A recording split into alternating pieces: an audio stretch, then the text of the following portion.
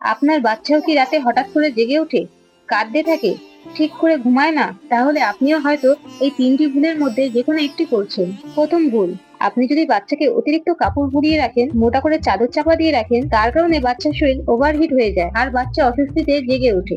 সবসময় বাচ্চাকে আরামদায়ক এবং সুতির জামাকাপড় পরান।